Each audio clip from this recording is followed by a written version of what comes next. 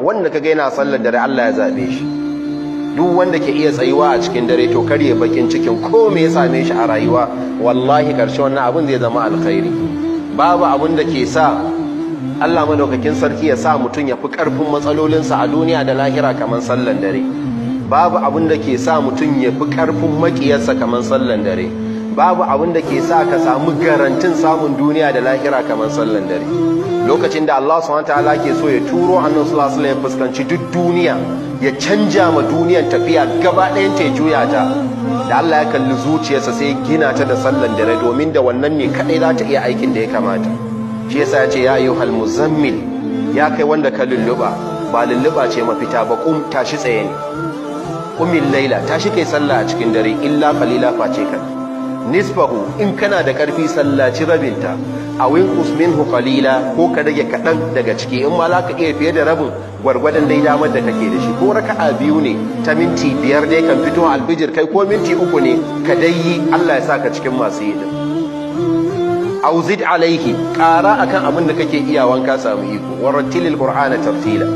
Da dai Allah ya dinga bala inna nashi'atal layli, wai me yasa ake mai wannan ginin? Dalilin shine inna sanulqi alayka qawlan thaqila, za mu saukar da wata magana mai nauyi, masoyanka za su koma makiyanka. Wanda kake gani yana son ka, daga zuwanka da wannan sakon zai rikice zama maki. Wanda yake baka zai hana ka. Shi yasa da bala'i ya bala'i dole ma kai hijira ka koma Madina, saboda masu badawan babu su sun yanke, masu taimakon sun koma kuma masu sune masu rusa shi. To a ƙarshe Allah subhanahu ta'ala sai nuna masa sakamako a can ƙarshen suran, sai ce da shi inna rabbaka ya'lamu annaka taqumu adna min thuluthayil layl. Allah ya san kana tashi kai sallah a cikin dare, kuma kasuwancin ta ci riba. Dan a ƙarshe ya ce da shi inna Allaha kana ghafurur rahima, shine ƙarshen sura.